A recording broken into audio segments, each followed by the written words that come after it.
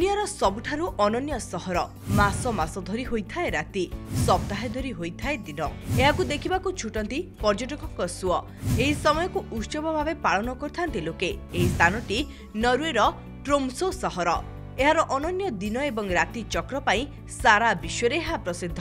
एठारे शीत ऋतुरे मास मास धरी देखा जाय नाही सूर्य एवं ग्रीष्म ऋतुरे सप्ताह सप्ताह धरी आकाशरु सूर्य तळकु मध्य खसी न थाए।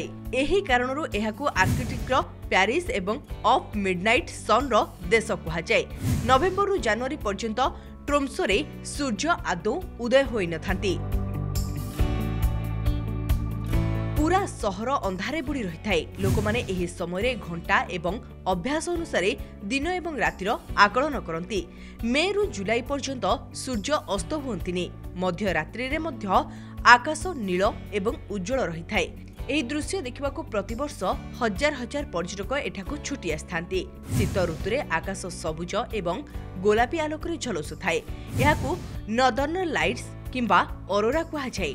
एहाकू देखिबा पई ट्रोम्सो हेउछि विश्वर सबुठारु स्वतंत्र स्थान।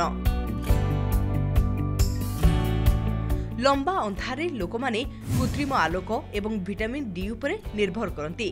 अन्यपटे लंबा आलोक रे राति रे सोइबा कष्टकर होई पड़े कारण चारियाडे दिन होई रही थाए। ट्रोम्सो रे लोके एही अनन्य अभिज्ञता को एक उत्सव भली पालन करथांती। पोलार नाइट फेस्टिवल एवं मिडनाइट सन मैराथन एठारे साजी थाए प्रमुख आकर्षण। एठारे एक आर्किटेक्ट विश्वविद्यालय रही जहाँ मेरु अंचल एवं जलवायु उपरे गवेषणा करे।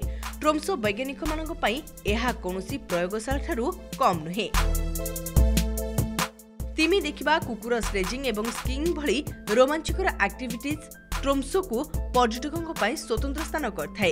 एहा सहित चारिपाखरे रहितिबा प्राकृतिक सौंदर्य एहाकू करथाए अधिक स्वतंत्र। पृथ्वी निज अक्ष उपरे 23.5 डिग्री ढली रहिछि। एही कारणरू ग्रीष्म ऋतुरे सूर्य सप्ताह पई अस्त होंती नाही एवं शीत दिने मेरु निकटरे उदय होई न थांती। एहा ट्रोम्सोर सबुठारु अनन्य परिचय। ब्यूरो रिपोर्ट प्रमेय न्यूज डिजिटल।